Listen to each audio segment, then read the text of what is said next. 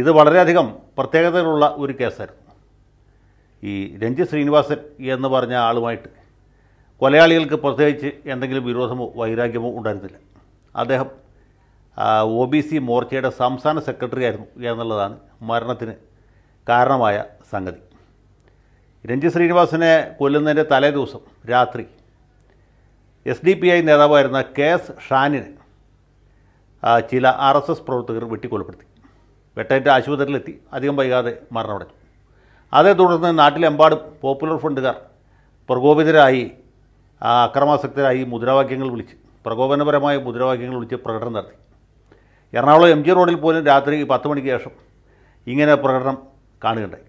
മറ്റു സ്ഥലങ്ങളിലൊക്കെ ഇത് ആവർത്തിച്ചു.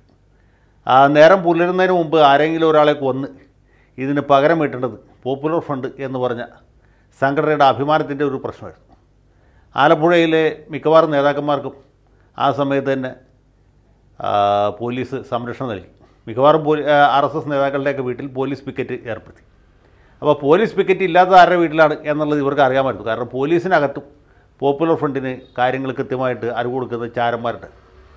അങ്ങനെ രഞ്ജിത്ത് ശ്രീനിവാസൻ്റെ വീട്ടിൽ പോലീസ് ഇല്ല എന്ന് മനസ്സിലാക്കി ഈ കൊലയാളികൾ അദ്ദേഹത്തിൻ്റെ വീട്ടിലേക്ക് അതിക്രമിച്ച് കയറുകയും വൃദ്ധയായ മാതാവിൻ്റെയും ഇദ്ദേഹത്തിൻ്റെ ഭാര്യയുടെയും 2 പെൺമക്കളുടെയും മുമ്പിലിട്ട് ഈ ചെറുപ്പക്കാരനെ വെട്ടിക്കൊല്ലുകയാണ് ഉണ്ടായത്. വെട്ടിക്കൊന്നു എന്ന് പറഞ്ഞാൽ പൂർണ്ണമായി ശരിയല്ല.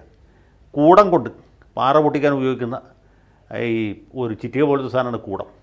അതുകൊണ്ട് അടിച്ച് തല തകർത്ത് കളഞ്ഞു എന്നാണ് പറയുന്നത്. അത്രയും വികൃതമായ രീതിയിലാണ് മൃതദേഹം വീണ്ടും കിട്ടിയത്. നമസ്കാരം. കേരളത്തെ ഞെട്ടിച്ച അതിമൃഗീയമായ ഒരു കൊലപാതകത്തിൽ ഇന്ന് കൊട്ടാരക്കര അഡീഷണൽ സെഷൻസ് കോടതി വിധി പറഞ്ഞിരിക്കുന്നു.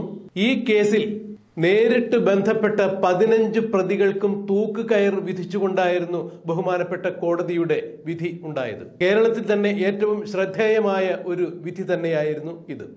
ആലപ്പുഴയിലെ അഡ്വക്കേറ്റ് രഞ്ജിത്ത് ശ്രീനിവാസൻ എന്ന യുവ മോർച്ച പ്രവർത്തകനെയാണ് ഇന്ത്യയിൽ നിരോധിക്കപ്പെട്ട സംഘടനയുടെ പോപ്പുലർ ഫ്രണ്ടിന്റെ പ്രവർത്തകർ രഞ്ജിത്ത് ശ്രീനിവാസന്റെ വീട്ടിലേക്ക് കടന്നു കയറി അദ്ദേഹത്തിന്റെ വൃദ്ധയായ അമ്മയുടെ മുമ്പിൽ വിട്ട് ഭാര്യയുടെയും 2 പെൺമക്കളുടെയും മുമ്പിലിട്ട് അതിമൃഗീയമായി വധിച്ചത്.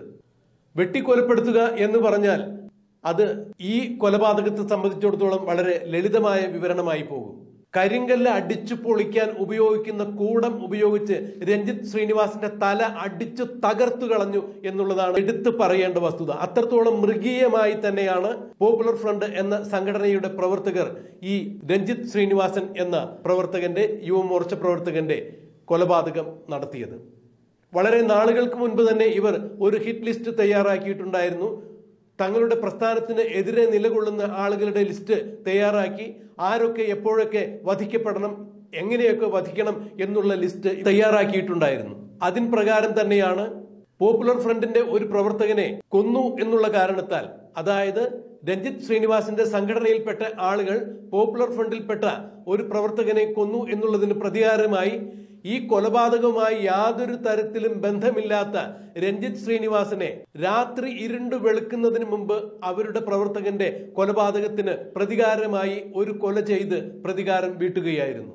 പോപ്പുലർ ഫ്രണ്ട് പ്രവർത്തകൻ കൊല്ലപ്പെട്ടു എന്ന് പറയുന്ന സംഭവവുമായി രഞ്ജിത്ത് ശ്രീനിവാസന് വിദൂരമായ ഒരു ബന്ധം പോലും ഉണ്ടായിരുന്നില്ല. പോപ്പുലർ ഫ്രണ്ട് പ്രവർത്തകൻ കൊല്ലപ്പെട്ടത് രഞ്ജിത്ത് ശ്രീനിവാസൻ വിശ്വസിക്കുന്ന ഒരു സംഘടനയിലെ പ്രവർത്തകരെ കൊണ്ടാണ് എന്നുള്ളതാണ് എടുത്തു പറയുന്ന കാര്യം. ഇങ്ങനെ ഒരു കൊലപാതകവുമായി വിദൂര ബന്ധം പോലുമില്ലാത്ത, സ്വന്തം കാര്യം നോക്കി നടക്കുന്ന പൊതുകാര്യ പ്രസക്തനായിരുന്ന അഡ്വക്കേറ്റ് രഞ്ജിത്ത് ശ്രീനിവാസനെയാണ് പോപ്പുലർ ഫ്രണ്ട് പ്രവർത്തകർ അവരുടെ ഒരു പ്രവർത്തകനെ കൊന്നതിന്റെ പേരിൽ ഈ കൊലപാതകവുമായി യാതൊരു തരത്തിലും ബന്ധമില്ലാത്ത, പുലബന്ധം പോലുമില്ലാത്ത രഞ്ജിത്ത് ശ്രീനിവാസന്റെ വീട്ടിൽ കയറി വന്ന് അവർ ഇല്ലായ്മ ചെയ്തത്. അതും വളരെ മൃഗീയമായി തന്നെ. രഞ്ജിത്ത് ശ്രീനിവാസന്റെ ഭാര്യയായ അഡ്വക്കേറ്റ് നിഷ പറയുന്നത് പോലെ വായ്ക്കരി ഇടുവാൻ പോലും ഭൗതികദേഹം ബാക്കി വയ്ക്കാത്തത്ര രീതിയിൽ മൃഗീയമായി തന്നെയാണ് രഞ്ജിത്ത് ശ്രീനിവാസനെ പോപ്പുലർ ഫ്രണ്ട് പ്രവർത്തകർ വധിച്ചത്.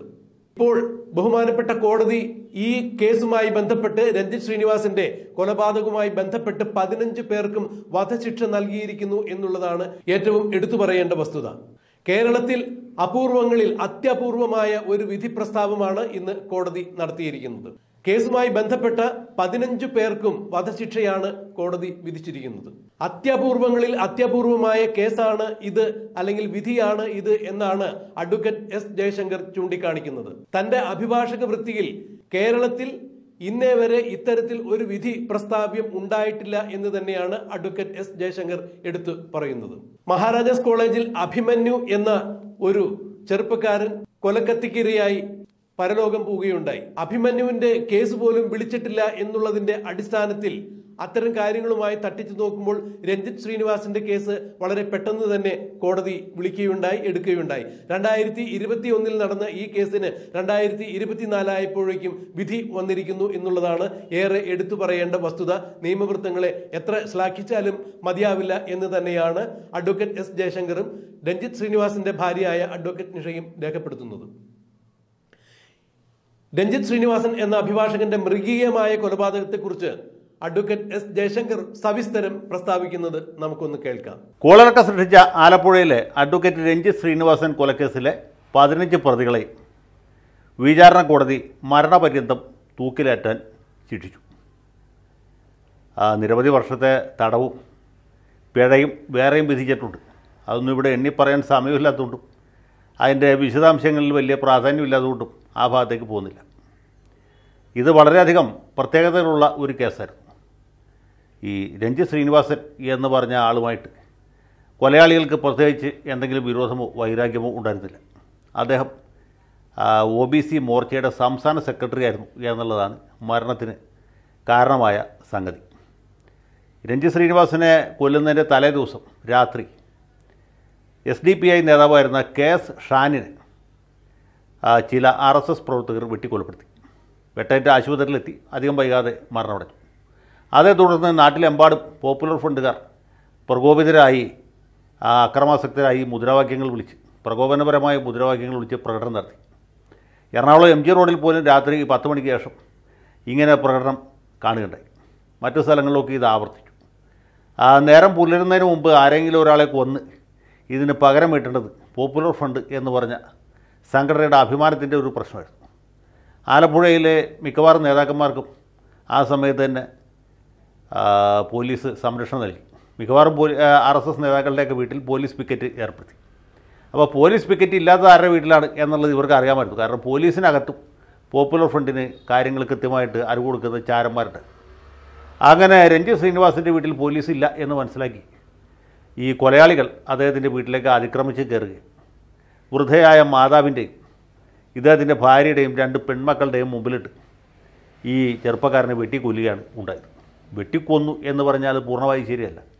കൂടം കൊണ്ട് പാറ പൊട്ടിക്കാൻ ഉപയോഗിക്കുന്ന ഈ ഒരു ചിറ്റിക പോലത്തെ സാധനമാണ് കൂടം. അതുകൊണ്ട് അടിച്ച് തല തകർത്ത് കളഞ്ഞു എന്നാണ് പറയുന്നത്. അത്രയും വികൃതമായ രീതിയിലാണ് മൃതദേഹം വീണ്ടും കിട്ടിയത്. ഇദ്ദേഹത്തിൻ്റെ അമ്മയെയും ഭാര്യയുമൊക്കെ കഴുത്തിൽ വാൾ വെച്ച് ഇവർ ഭീഷണിപ്പെടുത്തിച്ചു.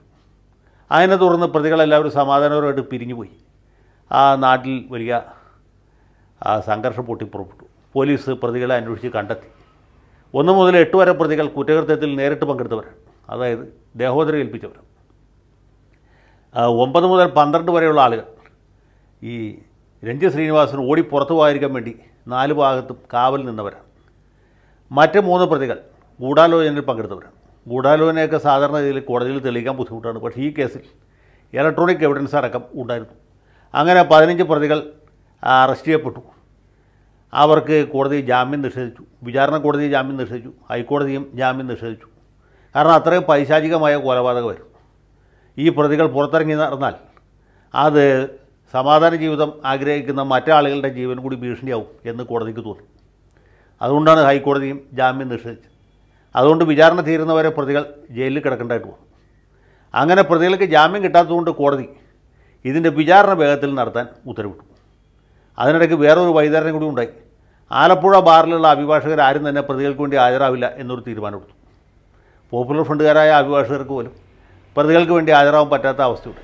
അതേ തുടർന്ന് പ്രതികൾ ഹൈക്കോടതിയെ സമീപിച്ചു. കേസ് കൊല്ലത്തേക്ക് മാറ്റണം എന്നാവശ്യപ്പെട്ടു. ഹൈക്കോടതി ഈ കേസ് കൊല്ലത്തേക്ക് മാറ്റിയില്ല, അതിന് പകരം മാവേലിക്കര സെഷൻസിലേക്ക് മാറ്റി. അങ്ങനെയാണ് മാവേലിക്കരയിൽ വിചാരണ നടന്നത്. ആ വിചാരണ പൂർത്തിയായി. പ്രതികളെല്ലാവരും കുറ്റക്കാരെന്ന് കണ്ടെത്തി. പിന്നീട് മറ്റ് നടപടിക്രമങ്ങളുണ്ട്. ഇപ്പോൾ പഴയ പോലെയല്ല. പ്രോസിക്യൂട്ടറുടെ വാദം കേട്ടു, പ്രതിഭാഗത്തിൻ്റെ വാദം കേട്ടു. പിന്നെ അവരുടെ സാമൂഹ്യ സാമ്പത്തിക രാഷ്ട്രീയ പശ്ചാത്തലം, മുമ്പ് വേറെ ഏതെങ്കിലും കേസിൽ പ്രതികളായിരുന്നോ എന്ന കാര്യം, ഇതൊക്കെ പരിഗണിച്ചു. എല്ലാം പരിഗണിച്ചതിന് ശേഷമാണ് രക്തസാക്ഷി ദിനമായ ജനുവരി 30 ഈ പ്രതികളെ എല്ലാവരെയും തൂക്കിക്കൊല്ലാൻ വിധിച്ചത്. കേരള ചരിത്രത്തിൽ 15 പേരെ ഒരുമിച്ച് തൂക്കിക്കൊല്ലാൻ വിധിച്ച ഒരു കേസ് ഉണ്ടായതായിട്ട് അറിയില്ല, ഉണ്ടായിട്ടില്ല എന്ന് തന്നെ പറയാം. കേരളത്തിന് പുറത്ത് എവിടെയെങ്കിലും ഉണ്ടായിട്ടുണ്ടോ എന്ന് സംശയമാണ്. നമ്മുടെ അഹമ്മദാബാദ് സ്ഫോടന കേസിൽ അവിടെ 50-ലധികം ആളുകൾ കൊല്ലപ്പെട്ടതാണ്. അതിൽ ഏതാണ്ട് 26 പേരെ ഒരുമിച്ച് തൂക്കിക്കൊല്ലാൻ വിധിച്ചു. അതിൽ നമ്മുടെ മലയാളികൾ 3-4 പേരുണ്ടായിരുന്നു, ആലുവക്കാർ തന്നെ ഉണ്ട്. അപ്പോൾ അങ്ങനെ അതിനും ഈ പോപ്പുലർ ഫ്രണ്ടുകാർ തന്നെയായിരുന്നു പ്രതികളായിട്ടുണ്ടായിരുന്നത്. പോപ്പുലർ ഫ്രണ്ടുകാരും അവരുടെ സഹോദര സംഘടനകളുമാണ് പ്രതികളായിട്ടുണ്ടായിരുന്നത്. അപ്പോൾ ഇങ്ങനെ ഒരു കേസിൽ 15 പേരെ തൂക്കിക്കൊല്ലാൻ വിധിച്ച് additional sessions judge VG Sreedevi ഏതാണ്ട് ഗിന്നസ് ബുക്കിൽ പേര് ചേർക്കാൻ അർഹത നേടി എന്നാണ് എൻ്റെ ഒരു വിലയിരുത്തൽ. ശ്രീ ജസ്റ്റിസ് കമാൽ പാഷ ജില്ലാ ജഡ്ജിയായിരുന്ന കാലത്ത് 13 പേരെ തൂക്കിക്കൊല്ലാൻ വിധിക്കാൻ അദ്ദേഹത്തിന് സാധിച്ചു. 13 പേനയുടെ നിബ്ബ് കുത്തിപിടിക്കേണ്ടതായിട്ട് വന്നു. ശ്രീദേവിയെ സംബന്ധിച്ചുള്ള അങ്ങനെ ഒരു പ്രശ്നമില്ല. 15 പേരെ ഒരുമിച്ച് തൂക്കാൻ വിധിച്ചുകൊണ്ട് ഒരു പേനയുടെ നിബ്ബെ കുത്തിപിടിക്കേണ്ടി വന്നിട്ടുള്ളൂ എന്നുള്ളത് പ്രത്യേകം പ്രസ്താവ്യമായിട്ടുള്ള കാര്യമാണ്. നിബ്ബ് കുത്തിപിടിച്ച് കാണും എന്നാണ് എൻ്റെ അനുമാനം. കുത്തിപിടിച്ചിട്ടുണ്ടാവും എന്ന് പ്രതീക്ഷിക്കും. കുത്തിപിടിച്ചാലും ഓടിച്ചില്ലെങ്കിലും പ്രതികൾക്ക് കിട്ടുന്ന ശിക്ഷയിൽ യാതൊരു ഇളവും സംഭവിക്കാൻ പോകുന്നില്ല. ഇത് കേൾക്കുമ്പോൾ മാന്യ പ്രേക്ഷകർ വിചാരിക്കും ഇപ്പോൾ തന്നെ പ്രതികളെ തൂക്കും എന്ന്. അങ്ങനെയല്ല. സെഷൻസ് ജഡ്ജിക്ക് തൂക്കിക്കൊല്ലാൻ വിധിക്കാൻ അധികാരമുണ്ടെങ്കിലും തൂക്കിക്കൊല്ലണമെങ്കിൽ ഇവരെ ഈ വധശിക്ഷ ഹൈക്കോടതി സ്ഥിരീകരിക്കണം.